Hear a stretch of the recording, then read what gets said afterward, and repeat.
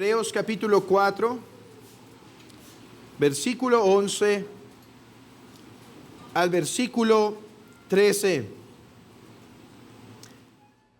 Hermanos, esta es la palabra inspirada de Dios. Esto es la viva voz de Dios, que dice: procuremos pues entrar en aquel reposo, para que ninguno caiga en semejante ejemplo de desobediencia. Porque la palabra de Dios es viva y eficaz, y más cortante que toda espada de dos filos, y penetra hasta partir el alma y el espíritu, las coyunturas y los tuétanos, y discierne los pensamientos y las intenciones del corazón. Y no hay cosa creada que no sea manifiesta en su presencia. Antes bien, todas las cosas están desnudas y abiertas a los ojos de aquel quien tenemos que dar cuentas. Podemos sentarnos, mis hermanos.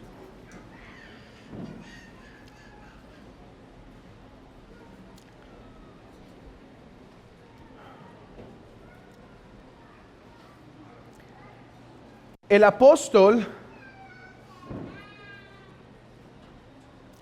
prácticamente se encuentra cerrando su punto. En el versículo 1 de este capítulo, el cual si todavía lo tienen ahí abierto, dice el versículo 1: temamos pues, no sea que permaneciendo aún la promesa de entrar en su reposo.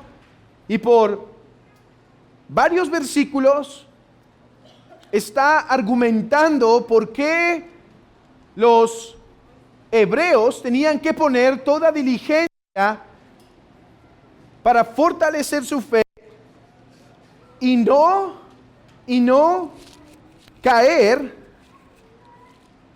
del evangelio, debido a que el reposo que se prometía era grande. Ya los hebreos habían entrado al reposo, pero todavía no entraban al reposo final, último. Y es lo que ha estado argumentando por 10 versículos, del 1 al 10. Entren en el reposo, entren en el reposo, entren en el reposo. En el versículo 11 al 13, el apóstol está prácticamente cerrando su argumento. Está haciendo su último esfuerzo cuando dice: procuremos pues entrar en aquel reposo. Mis hermanos, ya en este esfuerzo tenemos que detenernos y meditar un poco, ya que este esfuerzo del apóstol revela la verdadera intención que debe haber en el predicador a la hora de predicar.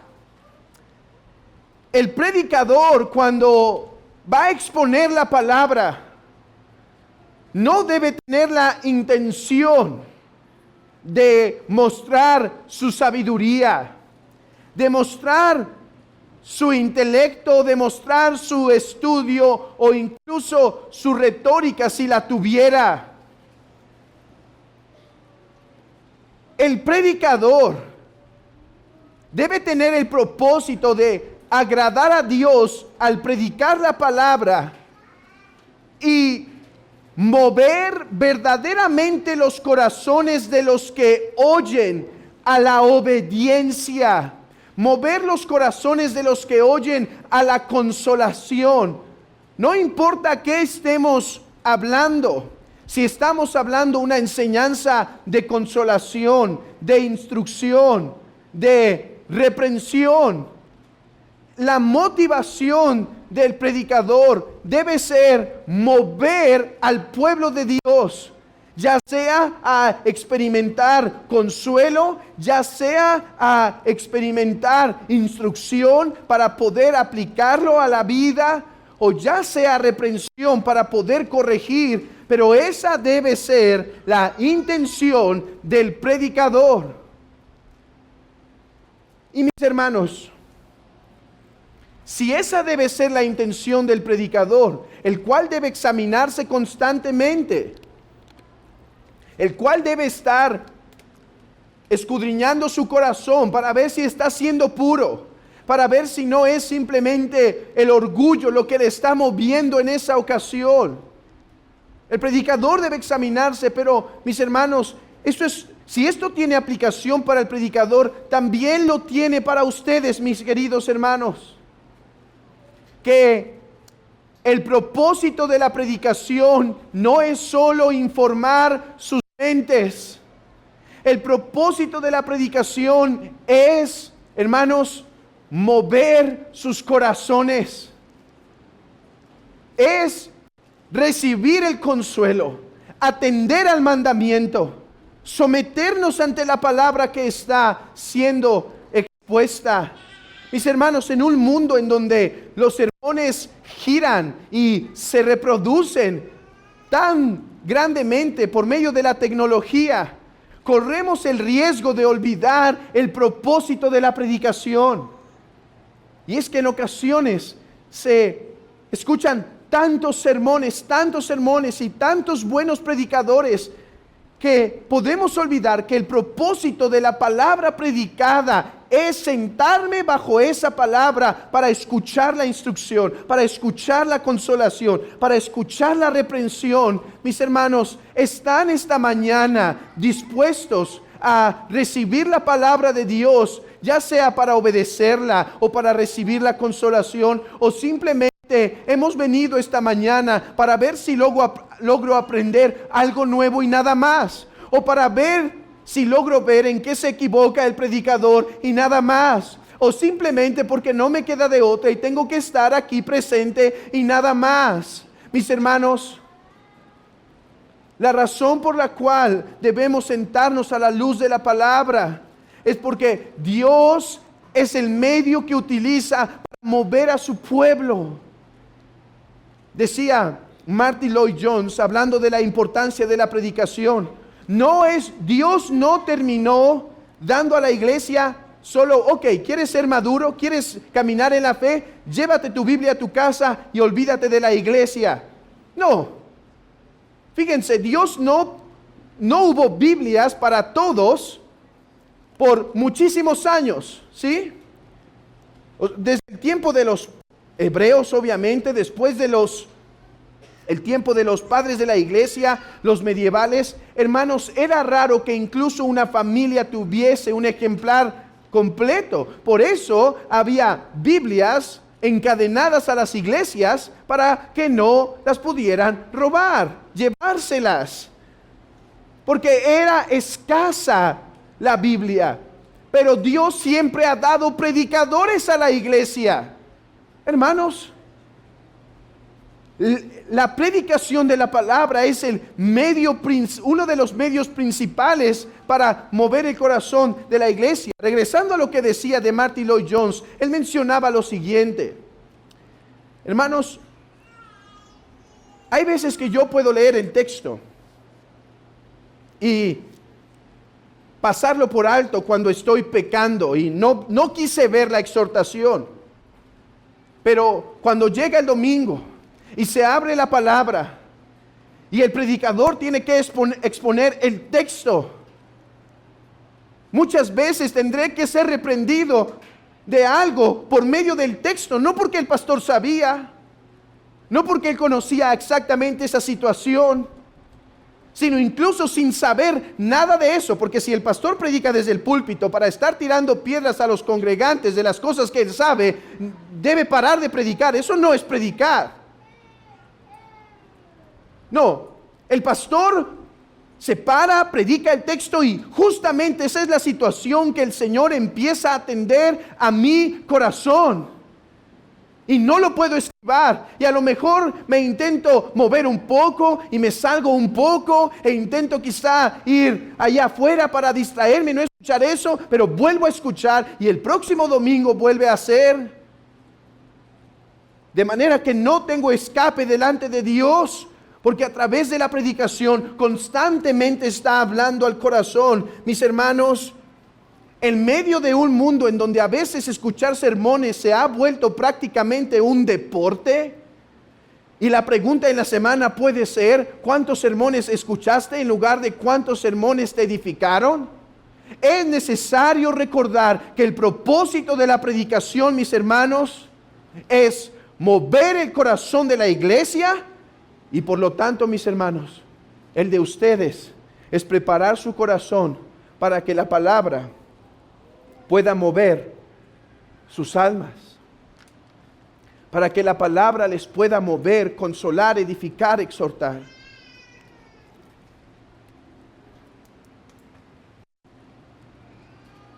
Y eso lo vemos entonces en este versículo 11, cuando el apóstol hace su último intento, al menos en el tema del reposo.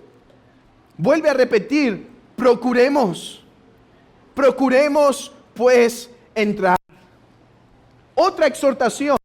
Hermanos, la exhortación no difiere tanto de la que tenemos en el versículo 1. Temamos.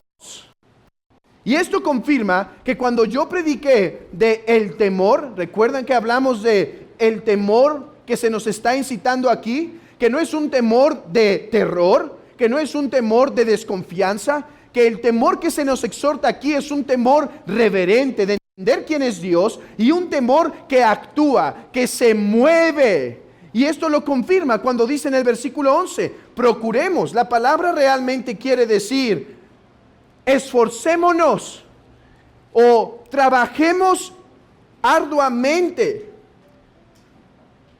para entrar en el reposo.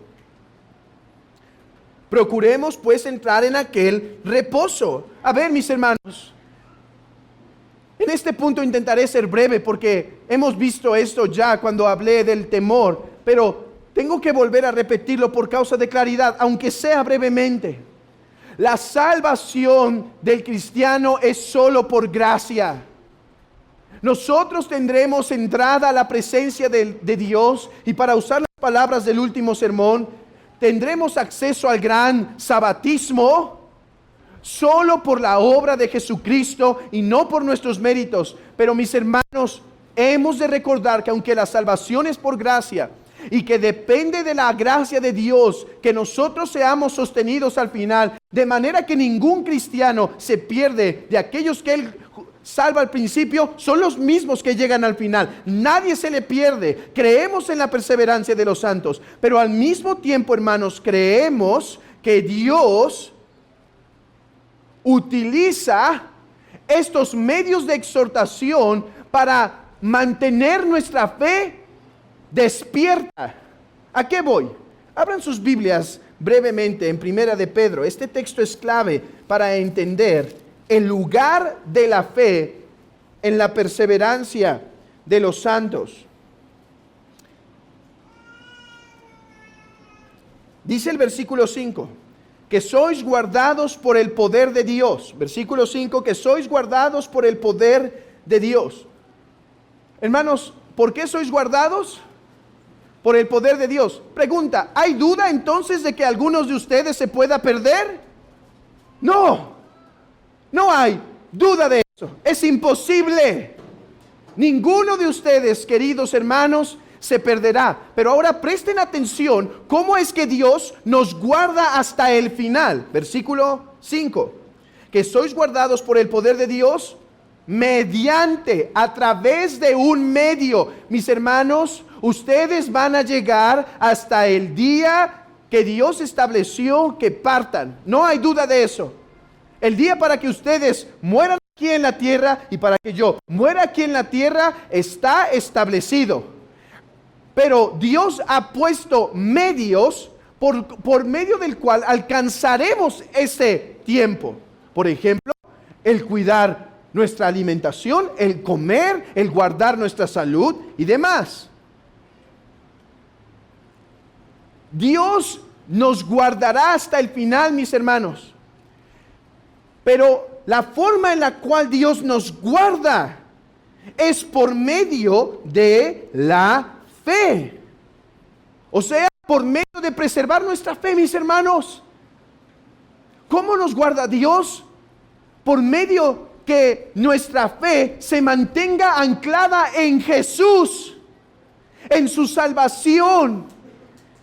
Cuando mi fe abandona el Evangelio, me he perdido, pero Dios por su poder guarda mi salvación. Cuando yo me impregno del Evangelio y no me separo, bueno, ¿saben qué se necesita para que mi fe se separe del Evangelio? Que alguien venza a el poder de Dios, lo cual es imposible.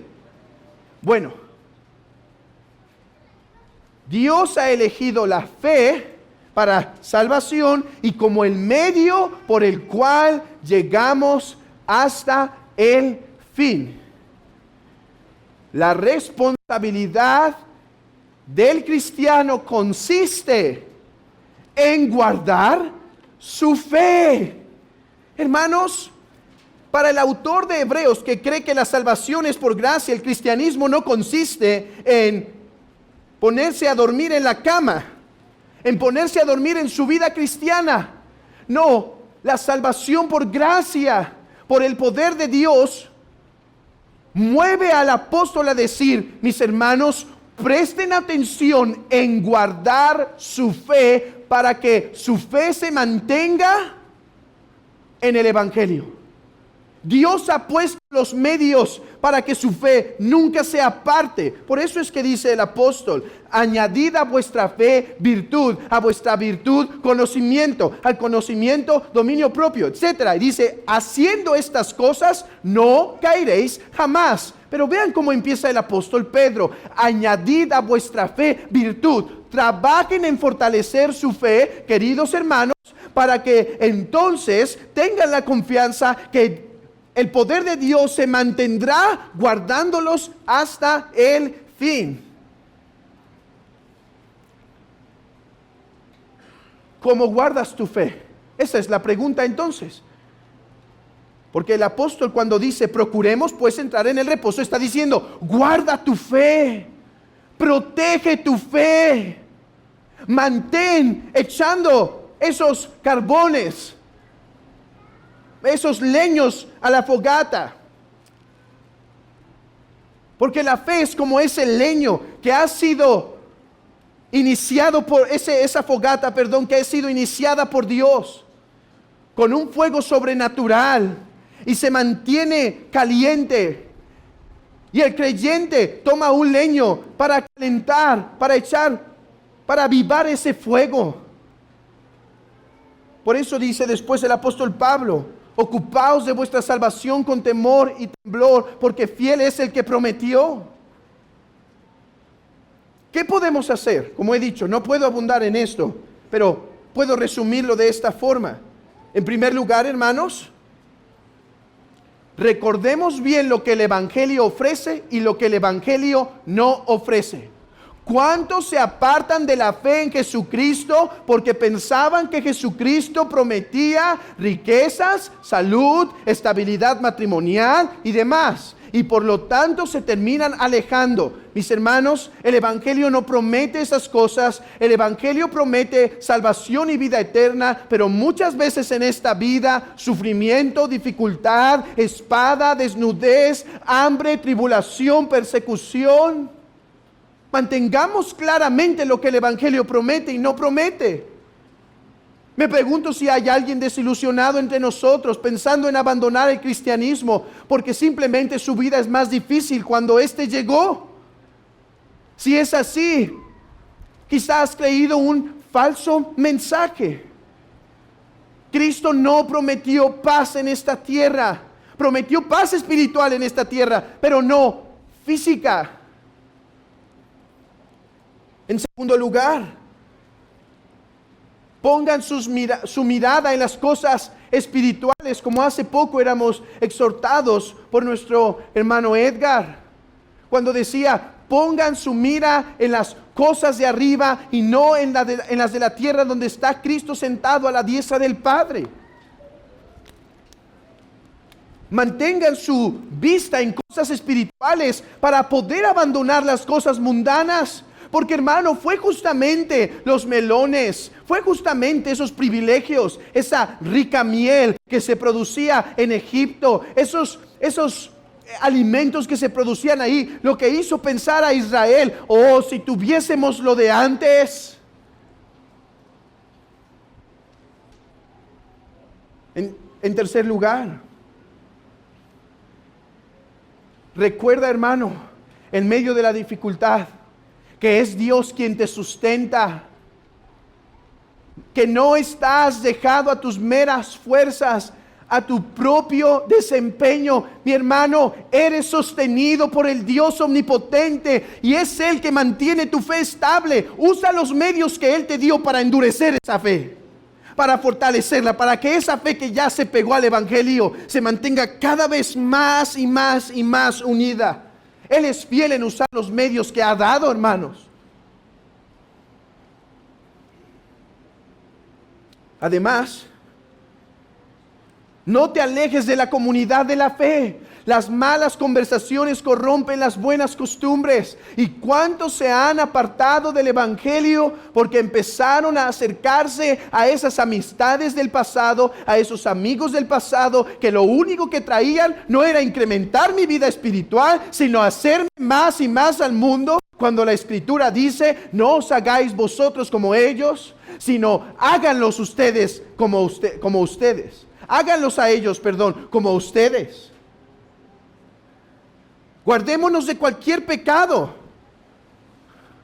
No permitamos que algún pecado venga a nuestra vida y lo dejemos crecer y crecer y crecer, porque nos va a terminar por endurecer, hermanos. No se alejen de la comunidad de la fe, de la iglesia. No solo se alejen de las malas conversaciones, sino manténganse unidos a la iglesia. Esa ha sido una exhortación del apóstol a los hebreos. Manténganse en la comunidad de la fe. ¿Para qué? Para que un hermano venga y les exhorte cuando están endurecidos. Para que escuchen la palabra cuando se están enfriando. Para que un hermano venga y los aliente cuando están desanimados. Manténganse en la comunidad de la fe. Vivan unidos, vivan cerca. Y mis hermanos, eso es procurar entrar en el reposo.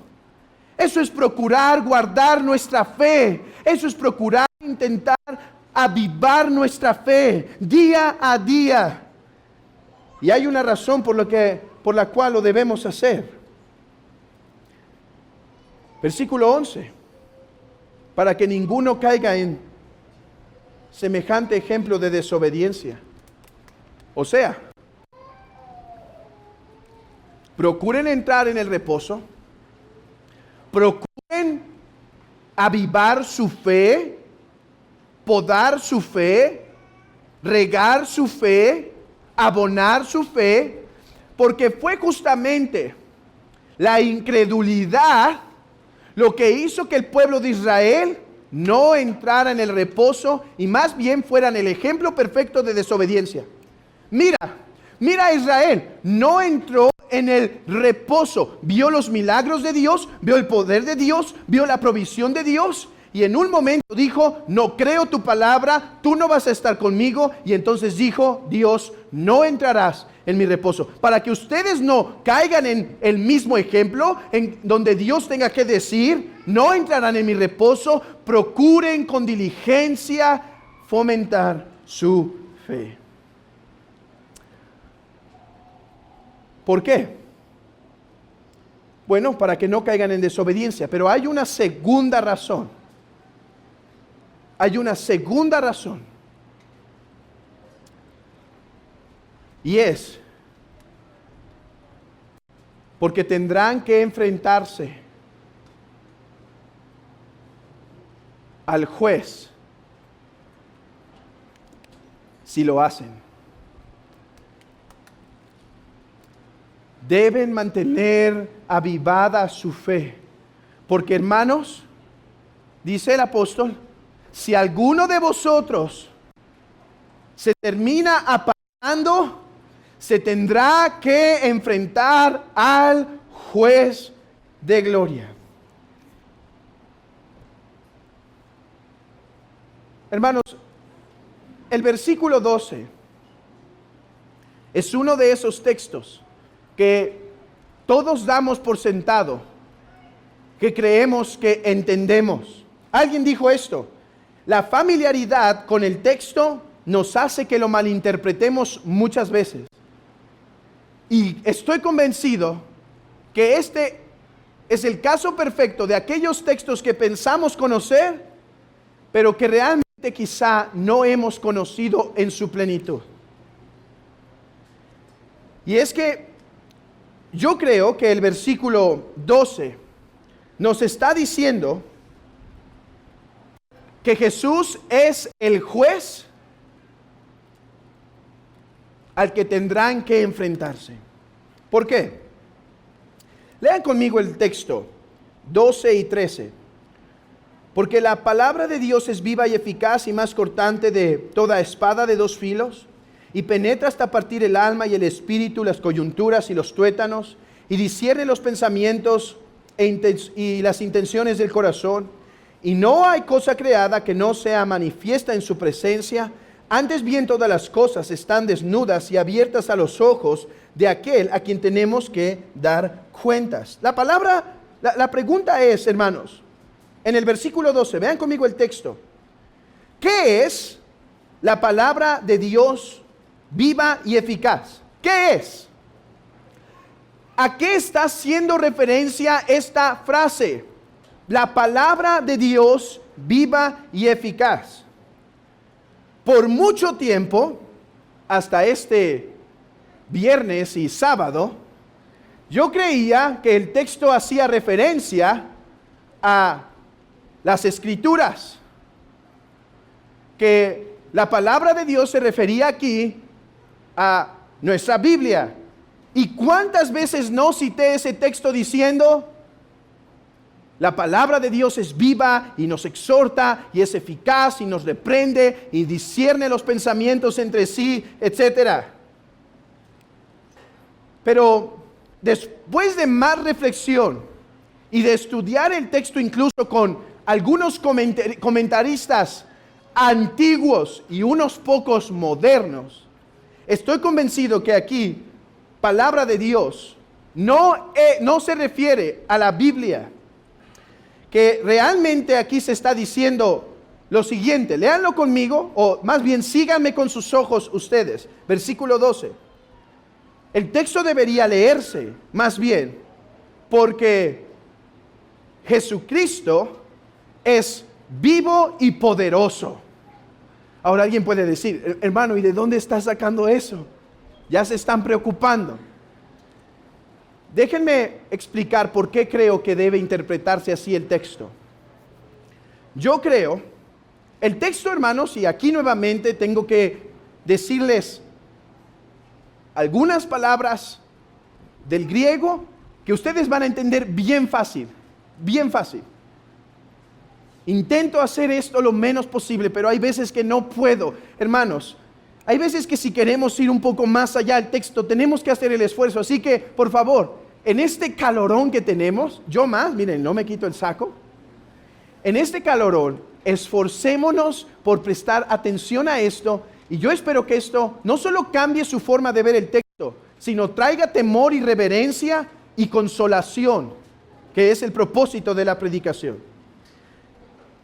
En el texto original se lee así: porque el verbo de Dios es vivo y poderoso. El verbo de Dios es vivo y poderoso. Es la misma palabra que se utiliza en Juan capítulo 1, porque en el principio era el verbo y el verbo era con Dios y el verbo era Dios. Ahora, debemos tener cuidado, porque no cada vez que aparece la palabra verbo en la Biblia se hace referencia a Jesús. Una prueba de esto está en el versículo 13. Lean conmigo el versículo 13 hasta el final. Dice: abiertas a los ojos de aquel a quien tenemos que dar cuentas. La palabra aquí, dar cuentas, es logos también. A quien tenemos que rendir palabra, o sea, dar unas cuentas. Entonces, no siempre que la palabra verbo aparece, se refiere a la segunda persona de la divinidad. No obstante, Como he dicho, después de reflexión, meditación y oración en este texto, estoy convencido que el versículo 12 sí hace referencia a Jesucristo, el Verbo encarnado de Dios. Y déjenme darles algunas razones por las cuales creo esto. En primer lugar, la palabra griega logos nos ayuda a discernirlo. De hecho, los adjetivos que se dicen aquí, viva y eficaz, realmente están, para que concuerde con logos, en masculino. O sea, literalmente el texto dice, porque el logos vivo y poderoso. Ese es mi primer argumento, quizá el más sencillo, pero déjenme avanzar. En segundo lugar, el versículo 12 parece tomar más sentido si es una persona quien está haciendo eso. Versículo 12 dice, porque la palabra de Dios es viva y eficaz y más cortante que toda espada de dos filos y penetra hasta partir el alma y el espíritu, las coyunturas y los tuétanos y discierne los pensamientos y las intenciones de corazón. Hermanos, vean conmigo por un momento esto. ¿Quién es el que está discerniendo aquí? Dice que discierne los pensamientos. ¿Quién? Parece, yo entiendo que es una persona quien está haciendo un juicio.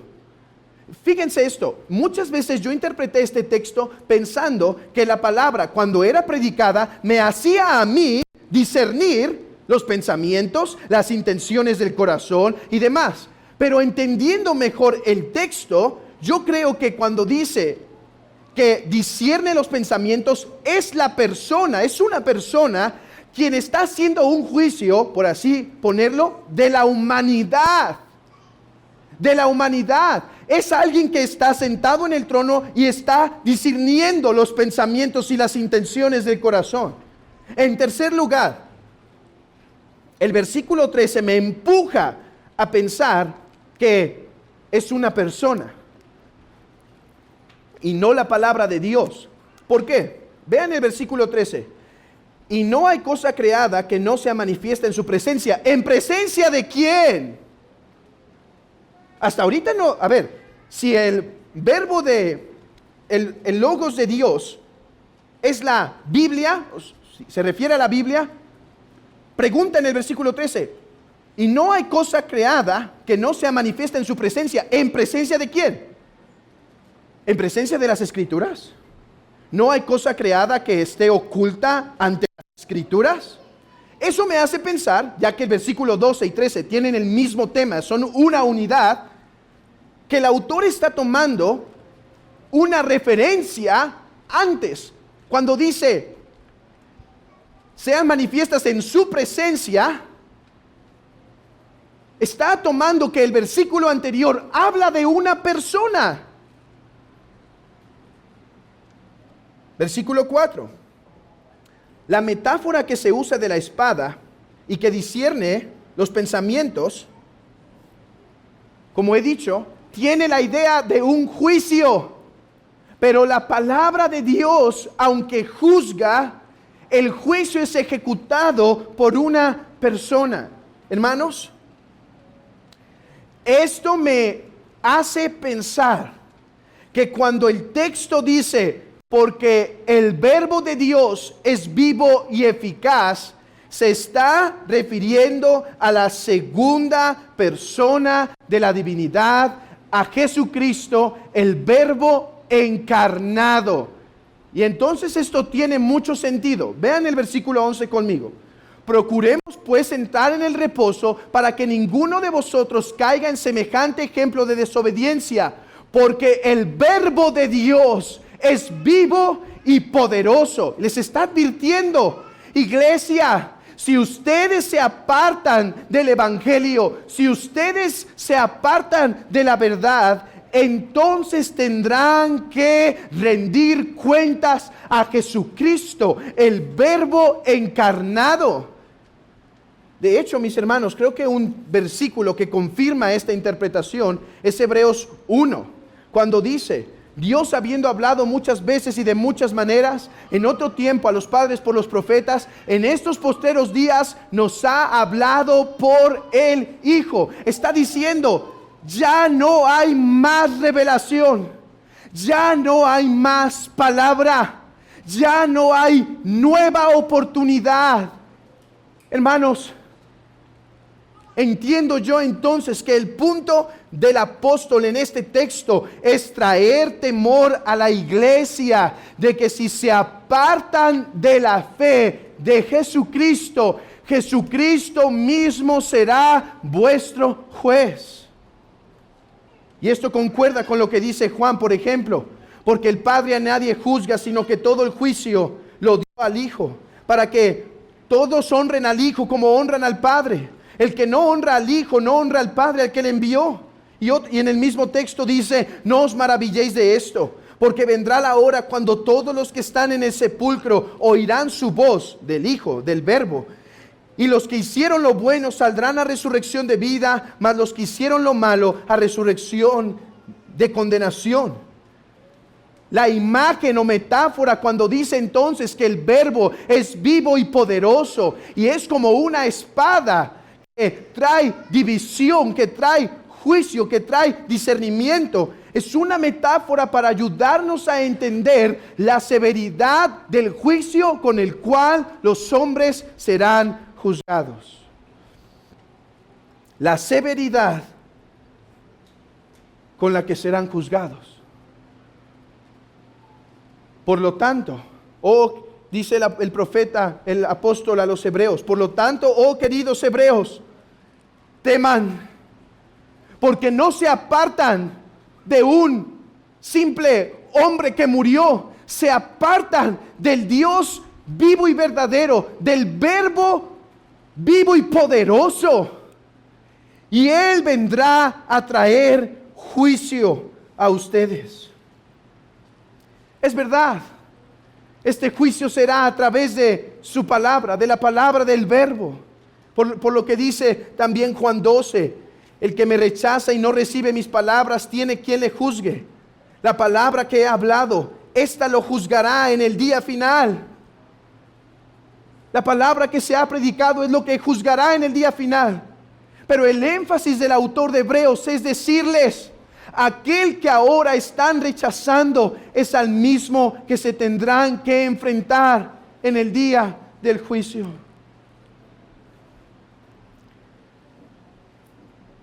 Déjenme leer con ustedes el versículo 13. Y no hay cosa creada que no sea manifiesta en su presencia.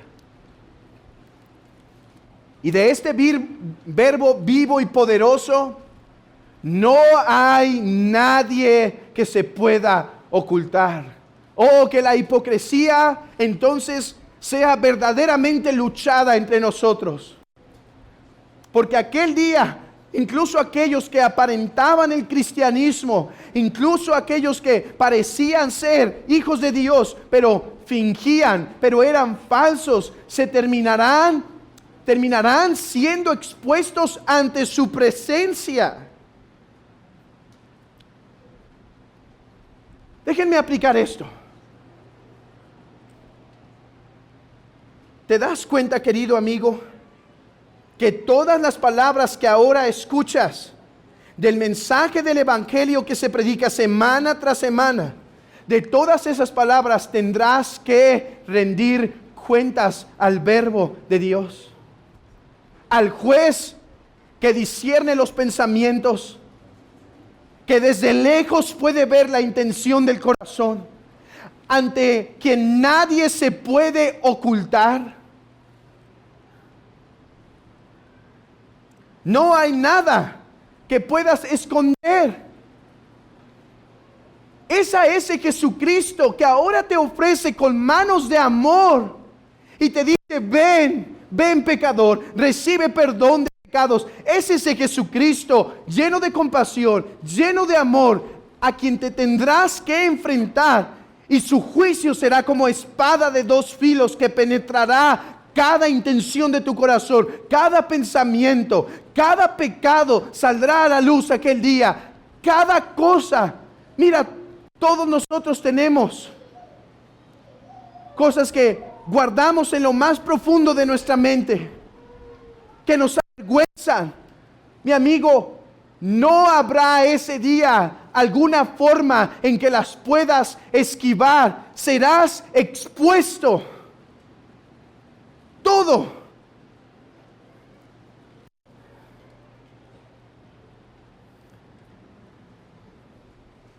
Amigo, y si con un pecado estamos condenados, ¿qué será de los miles de pecados que aquel día sean expuestos en la presencia del gran juez, del gran verbo divino?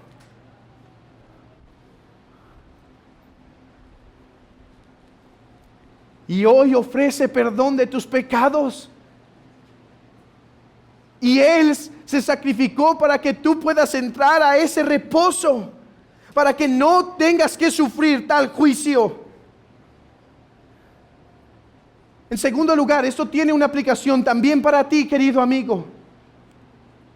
Si tu corazón es convencido de pecado, si tu corazón es convencido de tu injusticia y de tu maldad, y eso es evidente a tu mente y dices, sí, soy pecador, ¿sabe esto?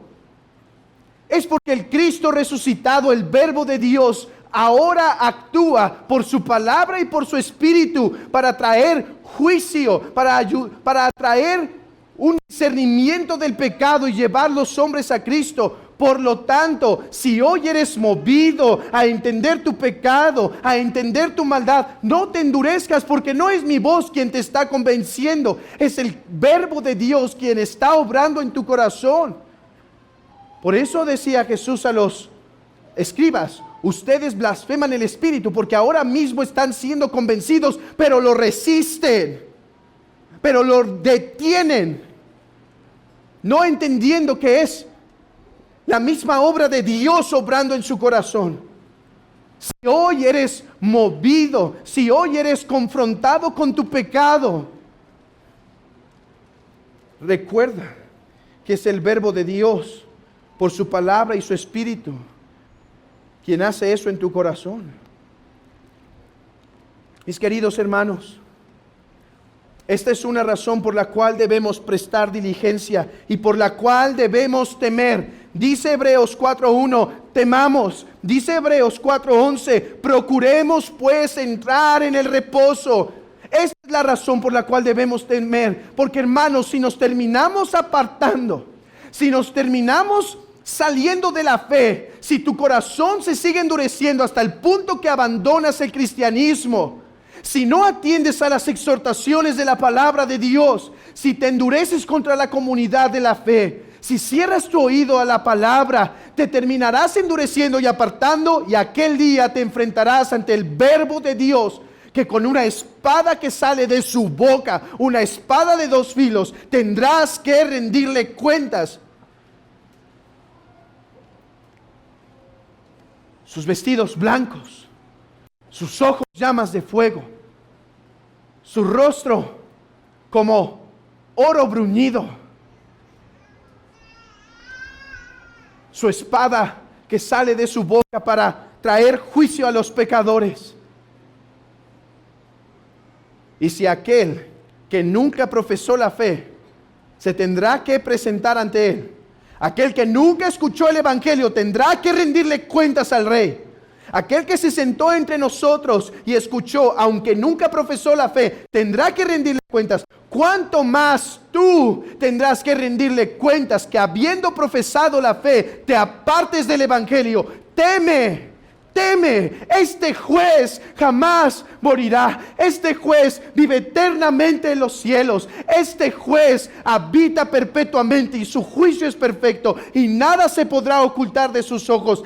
Teme, querido hermano, y prestemos toda diligencia para no apartarnos del camino.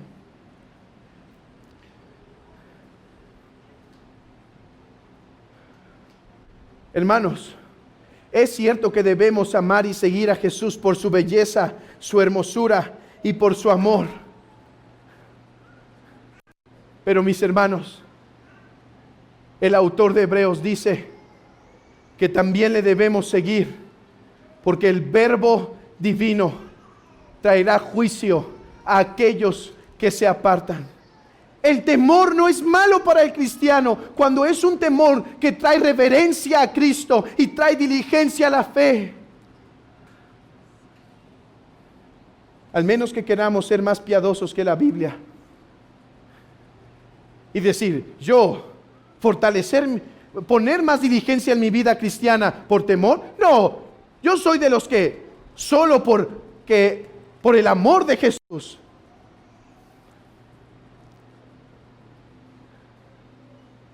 Sé de esos. Y cuando tu amor por Jesús se enfríe y tu amor a Jesús no te mueva a continuar la vida cristiana, habrás querido poder escuchar la palabra de teme, porque cuando nuestro amor falta, que esta advertencia venga a zarandearnos y a despertarnos. Teme, porque el Verbo divino traerá el juicio a los hombres. Mis hermanos, si estás caminando bien en tu vida cristiana, que esto no venga a desalentarte, sino a animarte. Si lo que ahora te está moviendo a vivir la vida cristiana es el amor que tienes a Jesús, gloria a Dios. Ahora pon este otro empuje al lado, otro remo que dice, pero también te temo, Señor.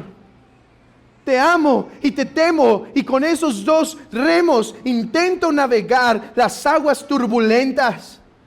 Oh, pero si hay alguno entre nosotros que en su cristianismo ahora se encuentra frío, seco, apagado, apático, medio moribundo, entonces que estas palabras sean un trueno. Teme, porque el Verbo divino, si te apartas, será el mismo que te juzga. Y con el fin de traer ánimo a la iglesia de Dios y a sus corazones, déjenme concluir diciendo lo siguiente. Mis hermanos, en cada ocasión que tenemos la oportunidad de meditar en una advertencia o en una amenaza evangélica, como lo vimos hace algunas semanas, en cada ocasión que tenemos de hacer eso, tenemos también la oportunidad de meditar lo contrario. ¿Por qué? Miren esto. Dice el texto, versículo 12, porque el Verbo de Dios es vivo y poderoso. La palabra eficaz que se traduce en nuestras Biblias es una palabra que se puede traducir tanto eficaz como poderoso, como eficiente. Por eso lo traduzco así, porque yo creo que está hablando de una persona y no de algún objeto. ¿Y en dónde está la consolación? Miren, mis hermanos, debemos prestar atención a nuestra fe, porque el Verbo vive y es poderoso, y traerá juicio del cual nadie se podrá esconder. Pero mis hermanos, ¿no es este mismo atributo de Jesucristo nuestra esperanza? Porque el Verbo vive y es poderoso. Por esa misma razón es que podemos tener confianza que perseveraremos hasta el fin. Y de hecho ese es el argumento del versículo 14 que seguirá para la próxima semana. Que tenemos un sumo sacerdote que vive para siempre. Pero ahora quédense con esto en sus mentes. Mis hermanos, Cristo vive y debemos temer porque nos enfrentaremos a Él si nos apartamos. Pero Cristo vive y te puede fortalecer, mi hermano, y te puedes acercar a Él cuando en los momentos de lucha, de tribulación, piensas desfallecer. Él no es un Buda muerto. Él no es un Mahoma muerto. Él no es un Joseph Smith muerto. Él es el Verbo vivo, eterno, a quien te puedes acercar en el día de tu tribulación. ¿Cuántas amenazas tenemos? Nuestra carne, el mundo, nuestra apatía, nuestra frialdad, nuestras dificultades, los problemas, la enfermedad, el diablo, sus demonios. ¿Cuántas dificultades tenemos, mis hermanos? Pero recuerda que tienes un Verbo. Recuerda que tienes a Jesucristo, tu Salvador, que vive para siempre para fortalecerte. ¿Dudas venir al cristianismo porque parece difícil? Lo es. Pero hay uno que nos sostiene hasta el fin, porque vive para siempre. Y además, es poderoso para hacernos vencer a nuestros enemigos. Mi hermano, por el poder de Dios llegarás hasta el fin, mediante la fe.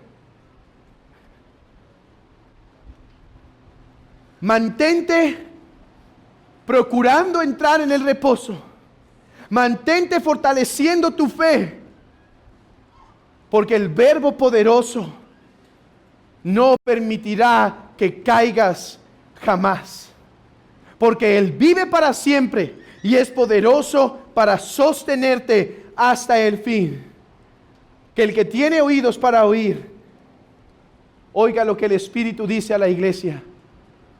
Que la iglesia tema reverentemente y que la iglesia sea consolada tiernamente al recordar que nuestro Salvador vive y es poderoso para guardar a su iglesia. Amén.